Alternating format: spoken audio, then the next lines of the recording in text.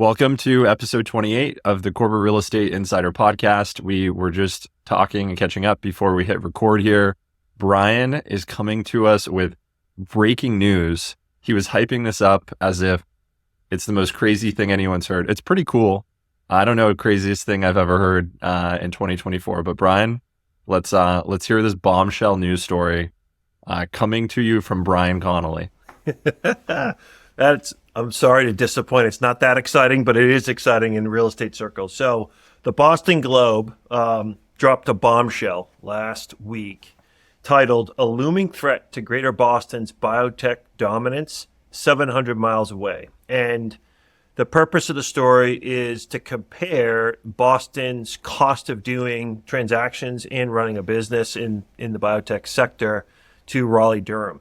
So it's interesting, and the timing was great because my team here is doing a lot of work in this area at the moment, and it's just interesting to compare the cost of the real estate. First and foremost, you could save somewhere between 25 and 40% annually on the cost of the real estate.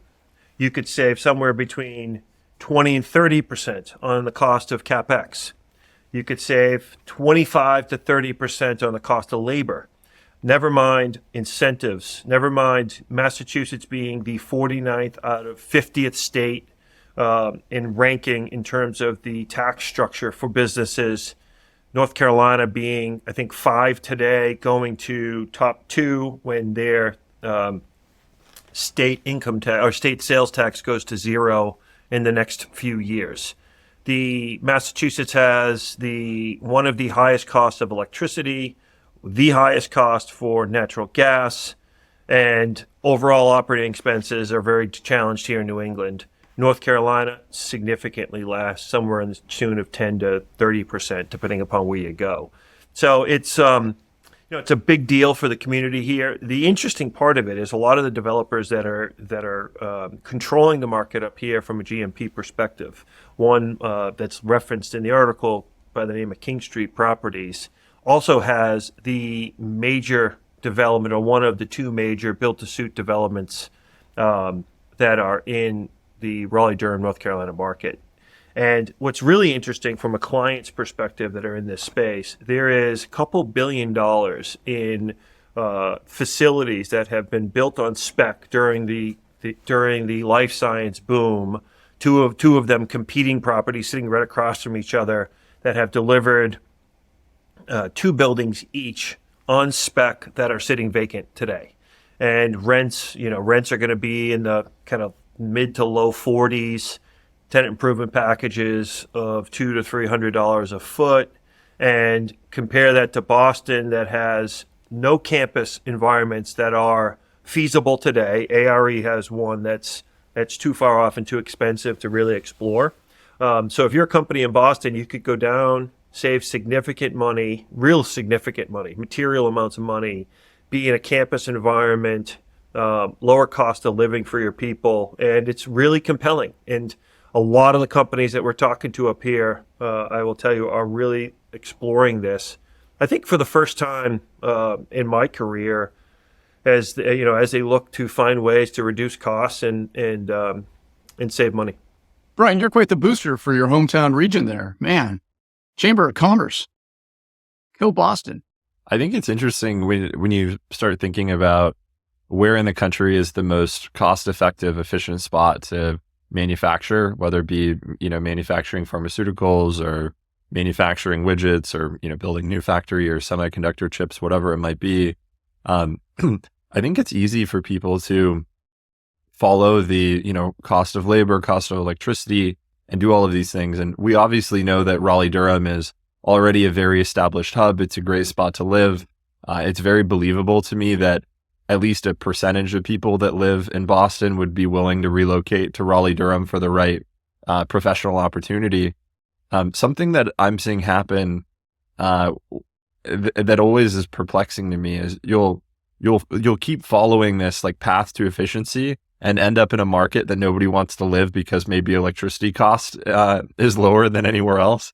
And that doesn't do anyone any good, right? It's really a question of In this particular case, Raleigh-Durham already has a very high quantity of the type of jobs that these life science companies need.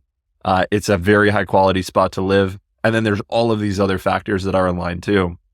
So I just want to clarify that for some of these other companies, Raleigh-Durham is still an extremely expensive spot to operate, right?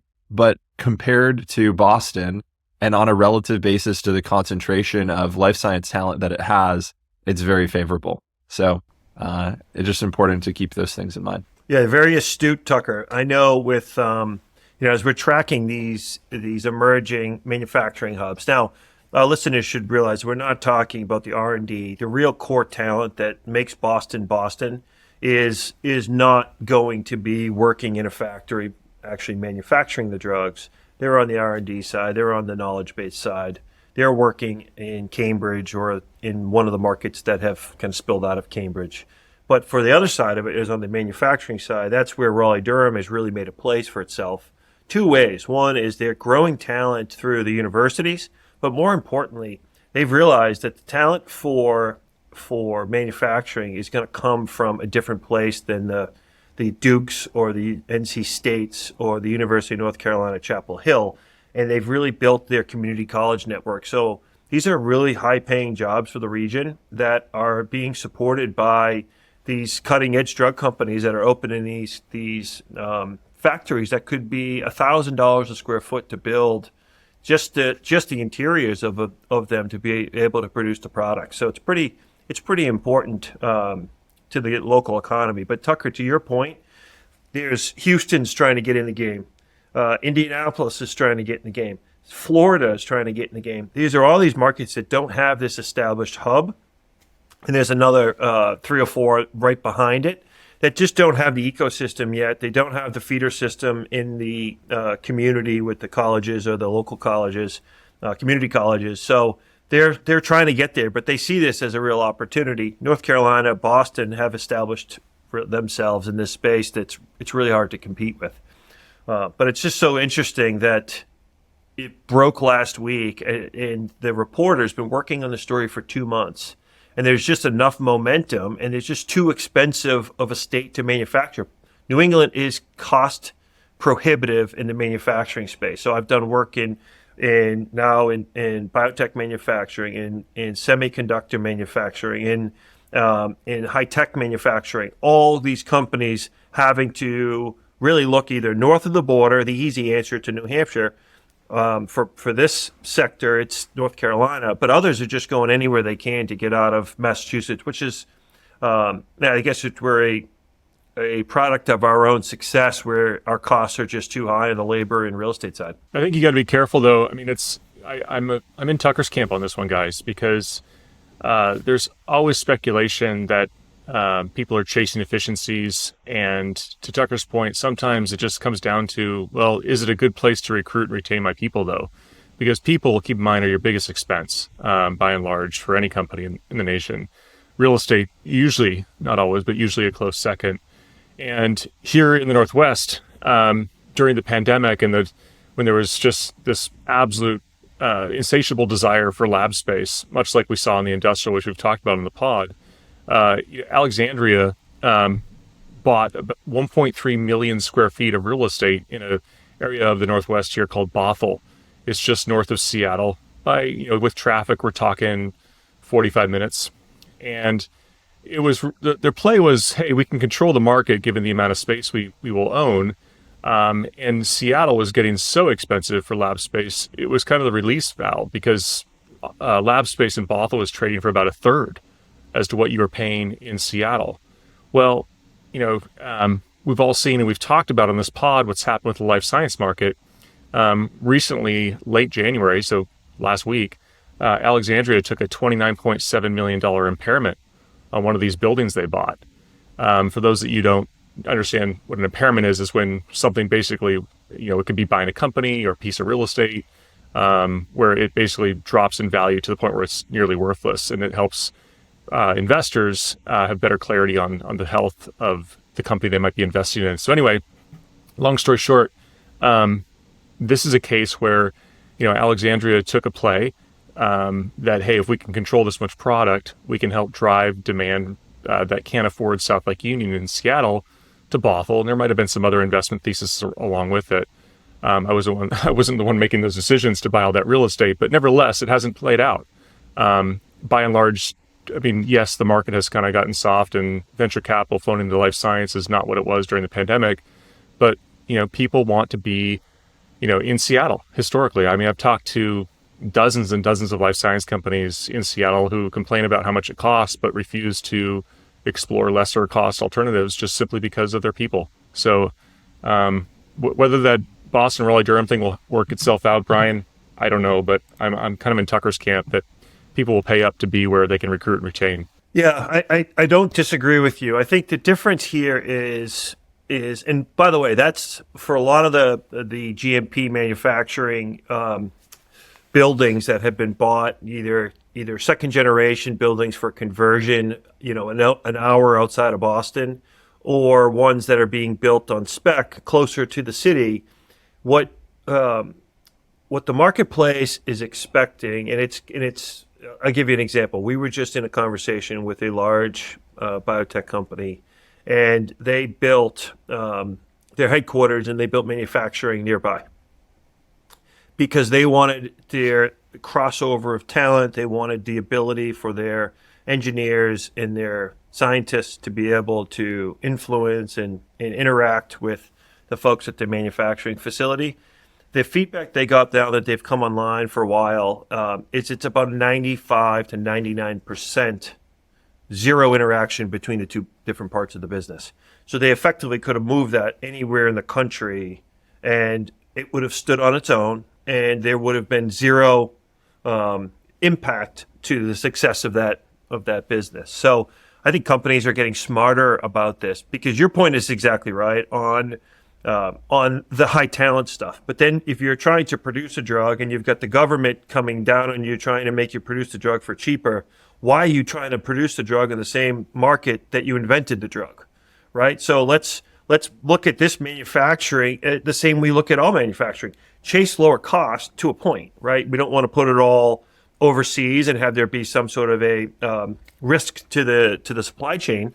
But let's chase at least 700 miles. There's a lot of direct flights to Raleigh. There's a lot of direct flights to even Houston, who's really trying to make a play in this space. And, the carnage in New England on the lab space, the true lab space, is real challenging. The landlord IQHQ, who has they have over 1 million square feet, I think, in downtown San Diego that they've gone spec on. Here in New England, they've got a building around Fenway Park, right? So anyone knows it. It's on Brookline Ave, 300,000 feet, delivered vacant. They're trying to do rents, $110, $115 a foot, with a TI allowance that's about $100 less than what ARE just announced in their earnings call market TI is, which is about $300 a foot. IQHQ, because of whatever reason, they're at $200 to $250. I'm told. So they're $50 to $100 less than market because of their capital situation, I'm sure.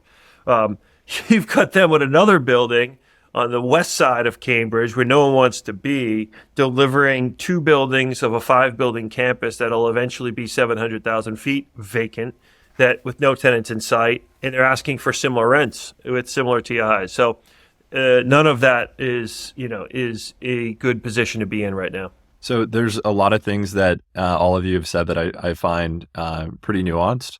So the idea between contract manufacturing and R&D is so important to understand, right? You generally, when you're developing a product, whether you be a more traditional manufacturer, or you're a GMP manufacturer, whatever you might be doing, the people that are building the first version 1, version 0 of the product, right? Those people are a very different type of profile of somebody that is doing contract manufacturing or final assembly of something that has already been produced 1,000 or 10,000 times. And I think that's, Brian, when you were talking about, this shift from Boston to Raleigh-Durham and talking about the article, I think I didn't totally understand what you meant by that initially.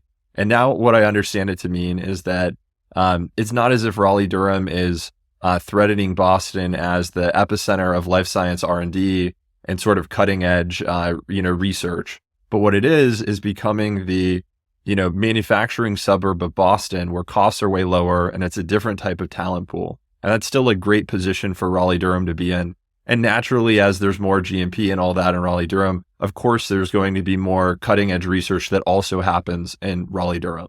But the main point being that that's where GMP is going. I just want to comment that I love the way that you described Raleigh-Durham as a suburb of Boston, because it's just a great analogy, and I wanted to acknowledge that. Whenever you use it in real life, just be like, shout out Tucker Hughes, coin the term. The other thing that I wanted to comment on at just a high level is how important it is to understand what the talent looks like in a given market, and also how easy it is to access this data. So the Bureau of Labor Statistics publishes these things called standard occupational classifications. And the short version is just SOC acronym codes. And there's over 800 SOC codes in the US, and it's basically every type of occupation you can imagine. So it'd be everyone from like an actor, an actress, and you can imagine that concentration of that is the highest in Los Angeles. Then New York, it's everyone from aerospace engineers to advertising, agencies. Every type of occupation you could have is sorted into, I believe it's 864 codes that exist, but it's over 800. It's a really big number. And to pull, Bureau of Labor Statistics data is not very challenging. I mean, we're doing it all of the time, and being able to figure out where is actually the best spot for a specific type of role is so important. And if you look at the data for, the SOC codes that are relevant to GMP manufacturing, and you look at them in Raleigh-Durham, for example, what you're going to see is that there's already a very high concentration. There's a lot of this type of talent that already exists in Raleigh-Durham. But more notably, you're going to see very positive growth characteristics. And that's because of the work that Raleigh-Durham has done, building up the community colleges and the type of people that are going to be entering this field. And that's really key. I mean, if you're a company figuring out, hey, where do I locate this specific type of manufacturing project? First thing you're going to do is figure out what SOC codes are you trying to hire for? Then you're going to look at a market that has at least some minimum baseline number of jobs of those specific SOC codes. And then you're going to look at the high level, what direction is this trending, right? Is there more and more talent, or am I going to locate here and then 3 competitors do right after, and we've completely saturated the market because people are leaving? So those are the main things that people are going to initially look at. And then once they have that, they overlay, cost of labor, cost of real estate, cost of utilities, economic incentives. And that's ultimately how they make this kind of decision. And Raleigh-Durham, along with a couple other cities that are trying to compete, is emerging as, after doing all of that analysis, as the spot to be that blends all of those factors. So it'll be interesting to see other cities emerge to compete with Raleigh-Durham, which will inevitably happen given all of the, economic impact that this has. Totally. I couldn't, that's exactly right. And I'm just impressed with the way that they've, at different levels, have been able to create the growth in the labor force, right? So not only are they focusing on the universities, but also these community colleges, and being able to replenish the labor force and grow it. It's apparent. It's 30 to 40%. Just look, I have some numbers in front of me. It's somewhere between 3 and 5x the size on the manufacturing side, 3 to 5x the size of the labor pool here in Greater Boston. On top of availability, sustainability rather, that Tucker talks about. Sustainability being, if you go move, and hire 500 people and 3 competitors come in thereafter, is it saturate the market, and then there's no people to kind of replace any attrition you might have. Also, a big factor that we've noticed is like occupation breakdown by age. What population of that workforce is, say, 25 to 54 or 55, and how much of it is 55 and older? Not to say that people aren't going to work till they're 70 or older, maybe. But I think as you start to get up in age for that labor market, A, you probably have a different talent set, and B, how sustainable is that long term? If there's not people coming in behind it. So we could do a whole pod on labor. I know we've all done a lot of analysis for our clients and stuff. It's fascinating. And given the fact that it outranks real estate on many multiples, suggests that you should be even more cognizant of your labor costs than you are your real estate. Okay, so in the last pod, we've talked about office space, and you've all heard. I'm not going to go anywhere near touching work from home because I think that's been played out by so many. But I want to talk about Class A premium real estate, and on the 60 Minutes episode that we highlighted on a recent pod, there was some reference to SL Green's project in New York being 95% leased.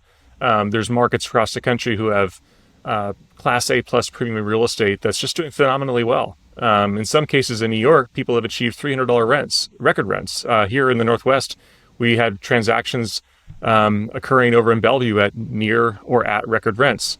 So that is indeed happening. But my question is, and this was brought up in an article in the Wall Street Journal last week, is there a reckoning coming for these Class A premium towers? As the rate of leasing slows, are they going to be subject to the effects that every other office building has already seen? And I read the article, and for those that want to read it, it's a good article. It's called "The Real Estate Downturn Comes for America's Premier Office Towers," and it was from the January 30th issue of the journal. But I think what the reporter failed to recognize is that it's not a one-size-fits-all solution. And what I mean by that is that, yes, there are buildings that are doing phenomenally well in this asset class. And I would suggest, like in everyone's market, you see less than 5% of the overall office supply being premium assets. But I will also say, without naming names, here in Seattle, there's a premium asset here in downtown Seattle that's doing horribly, despite pumping in tens and tens of millions of dollars in renovations over the pandemic. They have not been able to successfully lease space. And so this whole notion that this premium asset class is going to drive demand because tenants are affording, a Cadillac for the price of a Kia, is just nonsense in some cases. And some are suggesting, or questioning rather, if your people aren't coming in, there are companies asking themselves, well, do we just renew? Because in the fourth quarter last year, 40% of office transactions were renewals. So nearly half. And so I think it's just a question of how important do you as a company think your real estate is for attracting and retaining talent? There's a huge divergence of opinions on that matter. And then B, is there a reckoning or lack thereof coming for premium office towers in each person's respective markets? And so I'd love to hear from my teammates on this pod, what's going on in their markets, because as you listeners know, we all work in different markets across the country. And I'll kind of wrap this up by saying in Bellevue, which is here in the Seattle area, those premium assets are actually doing remarkably well. As recently as 2 weeks ago, one of the new construction buildings announced a 375,000 square foot lease for Pokemon at near or all-time record rents. But then on this side of the lake in Seattle, which is where I work, you have the opposite happening, where given other reasons, premium assets in Seattle aren't doing so well. So that article in the journal would be contradictory to what's actually happening. So anyway, just food for thought, but would love to hear from my panelists as to what's going on in Boston, San Diego, and LA as it relates to their premium asset class. Again, that tier of market that's probably less than 5% of the supply. I mean, I'll jump in on Boston. I read the article, and I think the journal was looking for a catchy headline to get clicks, because the article didn't really support the headline, in my opinion. Are premium assets not meeting their lofty underwriting or stretch goals? Yes. Are they still getting a premium in the market? Of course. And it comes back to the pure fundamentals. People want to be in buildings that have good natural light. They want to be in buildings that have good building systems. They want to be in buildings that are more efficient so they could take less space. Now you layer in the fact they can take even less space because they're not coming into the office 5 days a week, or they're maybe changing their design to meet the changing needs of their workforce. And then it's like an added benefit in allowing more companies, I think, access to these premium buildings. I think the headline around them not performing, yes, but I think the expectation in a lot of these landlords of getting these massive numbers in rent growth, we're going to come back down anyway, right? There's a cyclical nature of any market. And I think a lot of those were unrealistic in general. I'll tell you one example. So Boston Properties, the largest office landlord in the country and in Boston, I just heard a story that they've got a tenant in one of their premier buildings that's about 80,000, 100,000 feet. The tenant wants to do an early renewal, and they want to give back some space 5 years early, 4 years early. BP said, well, bring us a tenant for the space you're giving back, which is no more than 10 or 20% of their overall lease. If you bring us a tenant for the space you want to give back, we'll renew you early. But if you don't, then talk to us in a few years. So to me, that's a very bullish position to be in. That's a landlord that is confident that their high quality assets are going to continue to lease, and they're willing to be patient and ride out this market downturn, which I thought in itself was telling. And I think if I was in their position and in a healthy financial position, I'd do the same thing, right? So in this market, there's just such a discrepancy between some of the commodity product and some of the nicest, newest product that a firm like Boston Property has, or I think I talked in the last podcast of a new building that Millennium Partners delivered, or Hines is delivering a new building at South Station. These super premium buildings are going to lease. They're going to have much higher rents than the overall market. And I think that article was a bit misleading because I don't think it's happening here. There's this phenomenon called the Gelman amnesia effect, which is basically if you're an expert in something and you read an article on the subject matter that you're an expert in, and you realize just how utterly wrong it is, like in the case of this article, very misleading headline that doesn't really match what's actually happening. It's the idea that you can go from something you're not an expert in, then read the next article that you don't know anything about and assume that everything is accurate. And it's really funny because I'm sure everyone finds themselves doing that at some point. So as for experts, let us just tell you that basically everything you're going to read in the Wall Street Journal or New York Times or wherever is going to be wrong. It's just a matter of like how nuanced is it and how wrong is it. It's almost never the full story. And this is a really challenging space because it's so opaque. If you're the end user of real estate, that you don't even really know what's going on. And then, 90% of the people that work in commercial real estate are employed by companies that get 80-90% of their revenue from representing institutional landlords and also have a fair degree of bias in their own reporting. So it's really challenging. But getting back to, Owen's question of what's actually happening with premium assets, and I agree with Brian. I mean, the added nuance that I would say is that it really depends how you're classifying what premium assets are. I think that a lot of people think of premium assets more as construction type and less location driven. And you could have an ultra premium asset in the wrong location in the wrong neighborhood, and it's really not an ultra premium asset as far as the market's concerned. And I think, in Los Angeles specifically, how do you define premium asset? I think it has to be high quality construction and in the right location, most importantly. And that the ultra premium assets in Los Angeles might even be lower quality real estate in the best possible areas. And that's important. But the general theme of, companies taking less space and taking higher quality space that is more of an asset to their company than, just some dreaded spot that people are forced to go a few days a week is definitely the trend. And we can talk about this when we wrap up on this subject, but we're seeing that happen at, a large scale with, sort of the FANG large technology companies too. Okay, I will go last. And I agree. We've talked about it here on the pod previously, and I called it the premium rent spread, by which I mean that the rents for the nicest buildings are tethered to the rents for the Class B and Class C and everything else. They're tethered, they're attached. And there's a limit to how far removed the premium quality pricing can be. I contend this.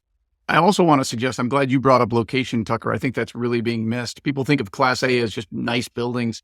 Location is a key criteria now, and in particular, as it relates to access and proximity to metro. We've talked about Penn Station in New York. If you go to the Bay Area, you've got Caltrain. Okay, do I take Caltrain to my building, or do I take Caltrain and then have to wait for the shuttle bus that's going to take me another 45 minutes to actually get to my office place?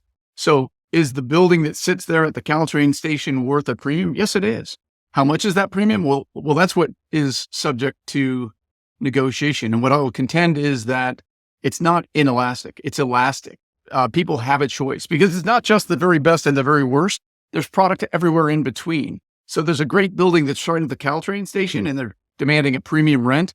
But guess what? There's a really nice building across the street, or maybe another one that's like a block away. So yeah, you got to walk, but it's a short walk. So all these interim solutions are going to compete on price and forcing elastic demand. People are going to have choices, and there's a limit to the premium spread that'll be applied to the very nice, very best located buildings. I think companies too are making better decisions, right? So, and this is hopefully a result of them working with better brokers and better advisors and more sophisticated internal real estate people. But I feel like over the last 5 years, companies are really digging into, that's 5 years, since the pandemic, really digging into real estate differently. I mean, there's a great example here in Boston, right? So you've got Wayfair, who at their peak were in 1.4 million square feet. They were doing call center operations out of downtown Boston in some of the more premium buildings, right? So this is just unheard of and very difficult decision to understand from third party. And they're challenged financially now, shocker. But they had 400,000 to 500,000 feet of space that they never even built out or moved into. I think they built some of it, but not all of it. So they just were banking space in order to continue to stay ahead of their growth in one of the most desirable cities on the planet, in the city of Boston. So, clearly they've changed courses. They've gone through a number of restructurings and layoffs, and a lot of that space sits on the sublease market today, almost all of it. So, I think that's just a very large example of how companies are thinking about their real estate differently and have really brought on more sophisticated people talking about labor, talking about transportation, location, moving their people closer to, or moving their offices closer to their people, which I talked about, 6 months ago as something I saw coming into the future. And I think the business has just grown up a lot over the last couple of years, which is really great because it's, I think at a firm like ours and a team like ours, it's allowing us to shine and really add value. Hey, I can segue on your comment about from 6 months ago about moving your offices out to where your people are. I was going to do a little venturing into social media, and it's a risky gambit, right? To comment, share, and have an opinion. But I think LinkedIn is one of the safer places to do it. I think Twitter can be a little bit hostile, or X can be a little bit hostile. So I took a shot, and it's on that topic that you just brought up, Brian. So this is Stephen Wearily. He's global corporate real estate and workplace leader at Olympus, and we're connected. And he posted the following: when you think about workplace experience, where is your employees' commute in your strategic plan? Odds are that your employees dislike their commute more than they dislike their experience of working in your facility. But how do we resolve this issue? Let me know your thoughts. Okay, here's my take. What do you think? And we'll see how this plays out. If either people like it, people comment, people blow me up on it. Great question, Stephen. And the answer needs to be front and center, I believe, the commute. The old model of spending 2 hours driving each day in order to be on my computer there rather than here was and is broken. Solving for why we go into the office is a great start. And for many, this will mean more and smaller distributed office hubs where teams can gather rather than one massive downtown office location that we all have to commute to. Time will tell what impact this may have on our biggest urban markets. Thoughts on this? So, yeah, I took a shot on social media. Let's see how people respond. But what do you three think? How do you respond? So, kind of a response, but also a interesting story I heard this weekend. So, and this is just kind of, it solidifies it for me. I'm old and not hip and cool with the young crowd. But people are working in a hybrid office environment, and what they do on the days that they have to report, they're managing their day around not having issues with their commute. So the four of us would think, let me break this down. So the four of us would think, like, okay, if this company's a 3-day a week crowd, Monday they wake up, they stay at their house, they work all day. Tuesday wake up early, they get in their car or get on the train, they go to work, they work a full day in the office, they leave at the end of the day, same whenever they need to do that. No, what people are doing now is saying, okay, if I have to be there on Tuesday, I'm gonna get up and work from home. I'm gonna go in at 10 or 11 because that's where the least amount of traffic is. I will badge in, so I'm registered at my office for the day. I'll stay there an hour or 2, 3 hours, get lunch, maybe just work out, who knows, see the people, do my rounds, and I'll be out the door between 2 and 4, miss the traffic again. So people are managing. So now how efficient is that day or those 3 days? They're not being efficient to get their work done. They're being efficient to make their lives less challenging in terms of their commute. So it just defeats the whole purpose of having a hybrid schedule, because now these people are being super inefficient. They're using their daytime when they should be working to commute rather than off hours. And it just blows the whole model up. And what does that really mean, John, to your question? It means that the commute is the most important part of all of this. And being able to figure out a structure that allows people or forces people to be more efficient so their commutes aren't the major burden in their day is the whole answer that everyone is looking for. Because you can't get there, you're gonna have people that are either upset or they're gonna be very inefficient going to the office. Okay, Brian, remind us what you told us about maybe 6 months ago, predicting that this would be a bigger thing. No, listen, I don't exactly remember the words, but I know that you challenged me and you thought I was crazy. That's all I know. And I proved to be right. So just make sure we don't cut that out of the pod. Tell us your thesis and how it's coming true. Yeah. So what they're doing is they're moving, companies will start to move their offices closer to where their people live to eliminate commutes, right? So there's these neighborhoods, you think Hudson Yards. In Boston, it's the Seaport. I'm sure in Seattle, it's, I don't know, Bellevue or something, right? So they'll start to push their offices out into the neighborhoods that people are living to provide them an opportunity to go to work by, bike, walk, scooter, whatever they're doing, and really bifurcate or break their headquarters into multiple sites or smaller sites rather than trying to get everyone to commute to one place that's disruptive to the larger workforce. And it's true. It's happening. I think it's a great solution that only works for a very small percentage of companies, right? If you're, Meta or Google or somebody, and you have a massive amount of space in a given market, and there's actually concentration of where people, live, what neighborhoods that they live in, and you could say, hey, we can cut commute minutes by 50 to 80% or something by having 4 offices instead of 1. Okay, that starts making a lot of sense. But when you're dealing with smaller companies, like at what point do you end up having a bunch of these sort of smaller offices where there's like 5 people in each of them? And then it's like, why are you even coming in? Like, the whole point of going into the office is to be with your team.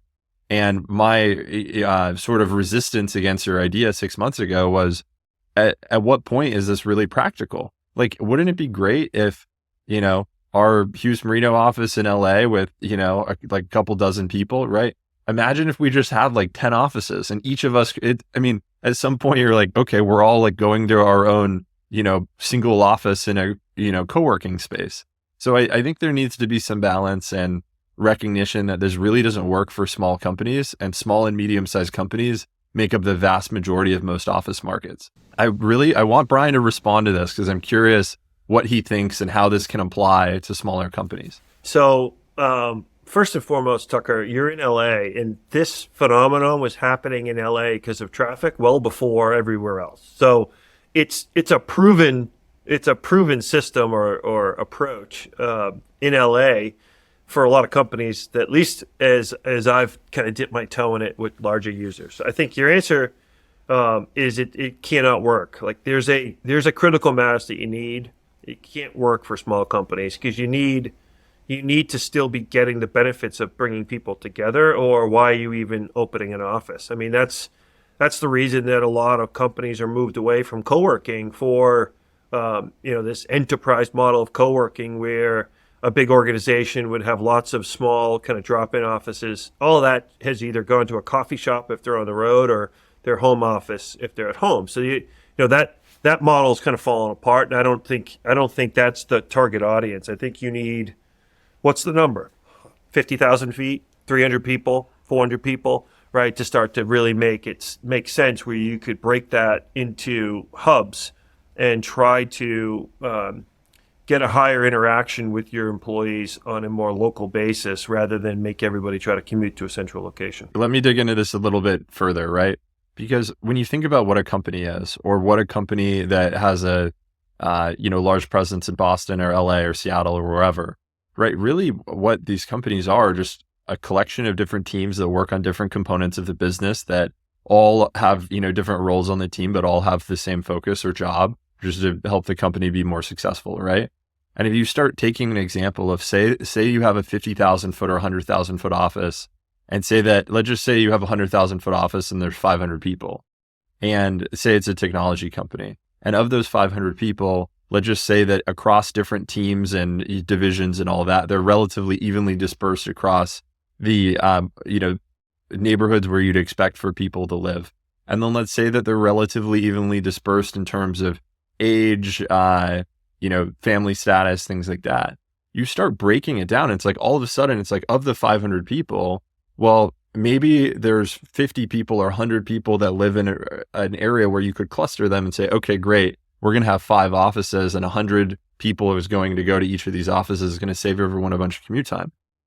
Are you right back to what you were saying with small companies, where it doesn't really work if, of the 100 people that are going to this location versus that location, are all on different teams? And then you have the, technology development team that's working on one program, and say there's 20 people on this one team, and the whole point of them coming into the office is to be able to collaborate and work together. And now you have 4 people from of the 20 people at each of the 5 different locations.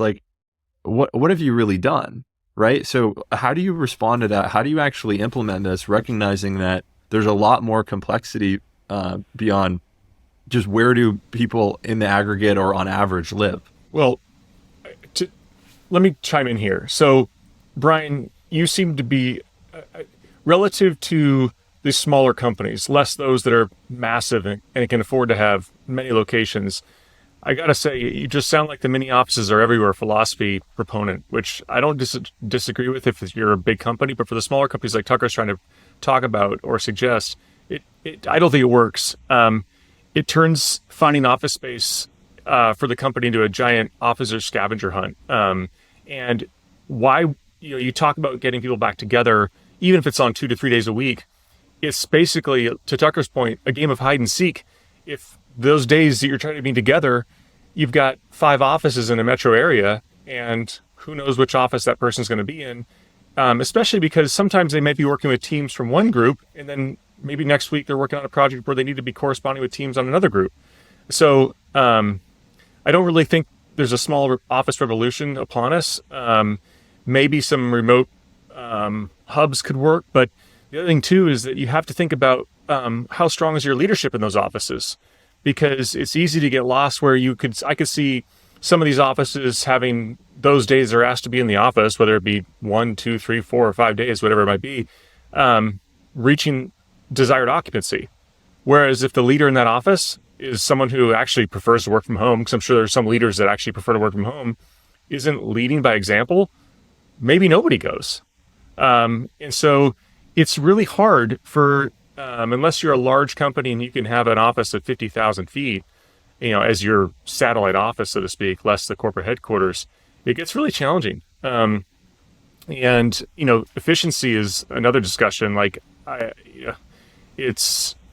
don't know. I'm not, everyone has to commute, and you're never going to satisfy everybody. And I think you can go out of your way to make sure that the office that you're opening is as well located as possible, but I've got requirements every single quarter where I do maps showing where the employees live and where our desired location is. And without a doubt, every single time, there are people that are impacted negatively when considering locating the office, north, south, east, or west.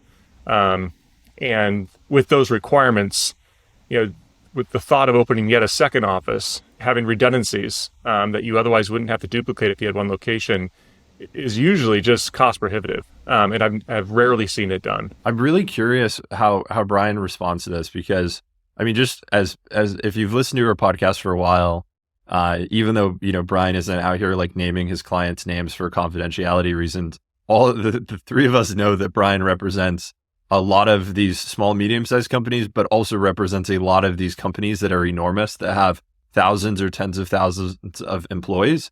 And like, that's true of all of us on the podcast for that matter. But like, it is interesting because I know Brian is thinking of how does this actually apply to like 3,000 person company that has locations in many cities? Because you start thinking about like a 3,000 person company or 5,000 person company isn't that big when you start thinking about it this way. Just say that you have 5,000 people and you have a footprint in 10 different, cities, maybe 8 of them are in the US. Maybe you have like a London or European headquarters, or maybe an outpost in, Hong Kong or something, right? So you start thinking about that. You might only have, 8 locations, and maybe 2 or 3 of them have 1,000 plus, and majority are going to have, 2 to 500. So you start thinking about a footprint like that.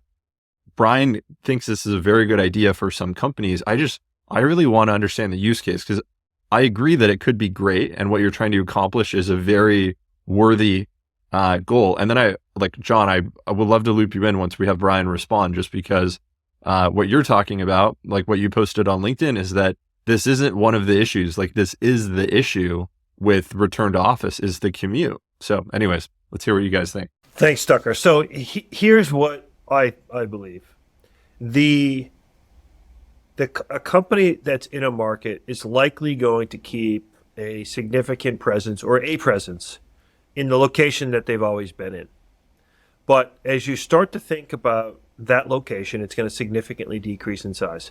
I'm not talking about adding 4 satellites, but if you look at your employee base and you say, okay, we want to be this company in 5 years, we want to hire these people. As people retire or leave the company, we think our employee base is going to come from this target market.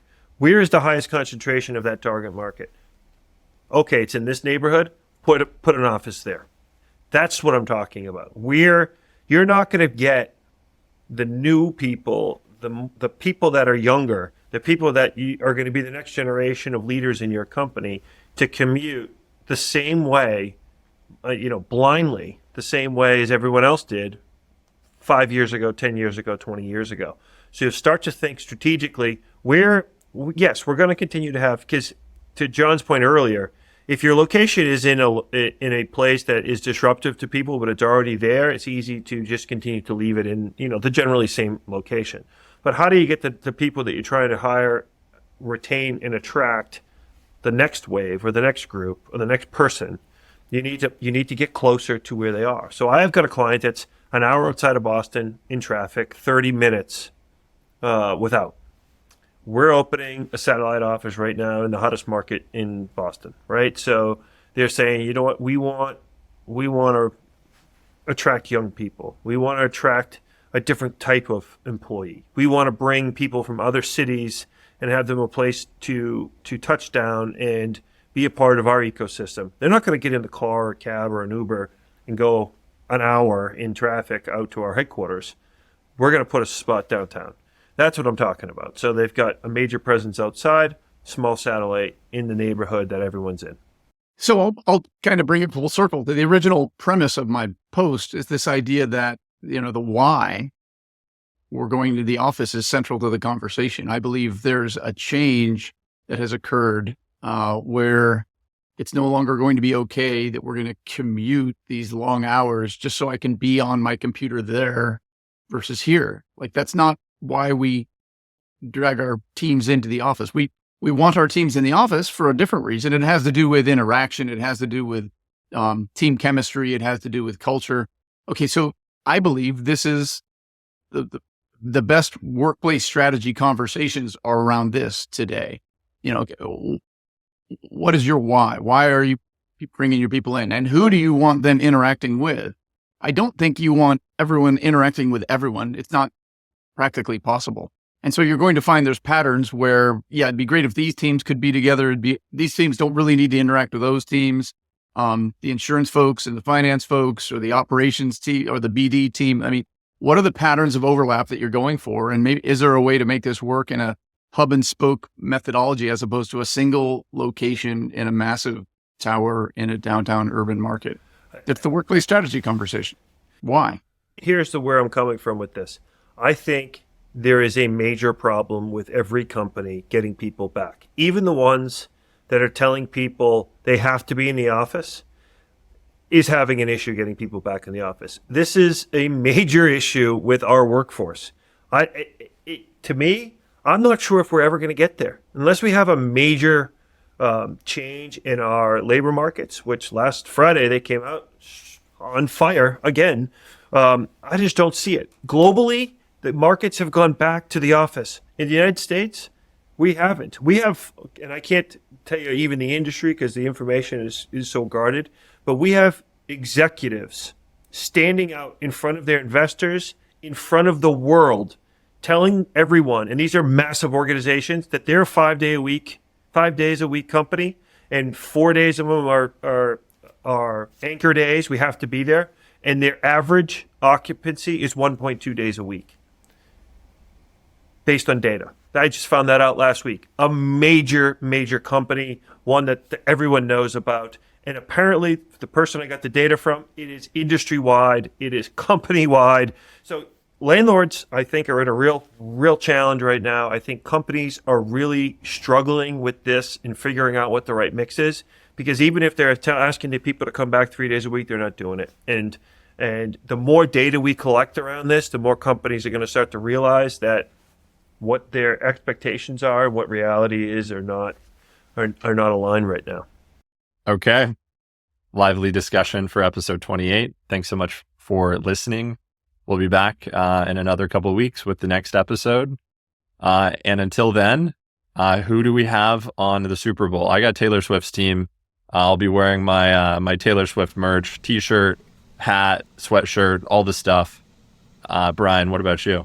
So I look at this a little differently. I'm selfishly not rooting for Taylor Swift's team because as a Tom Brady fan and a fan of the New England Patriots being the dynasty for the last 20 years, I don't want the Chiefs to win. So let's go San Fran.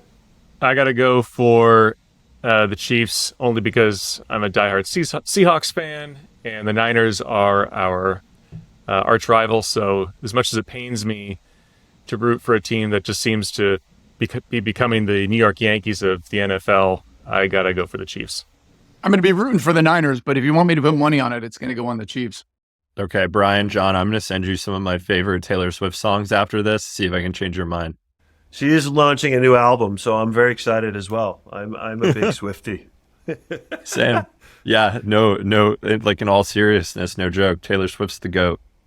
Taylor Swift is revered and loved by the besties. I've been to more Taylor Swift concerts than you, Tucker. I went to Taylor Swift when she was the opening act for Rascal Flatts like 25 years ago. I went to Taylor Swift when she was the opening act for the opening act, Kenny Chesney. No one knew who she was. I'm OG. I'm day one. Day one Taylor Swiftie over here. I think you got me there. I think you're the only person I know who's got me there. Okay. We're wrapping up there. Thanks, everyone.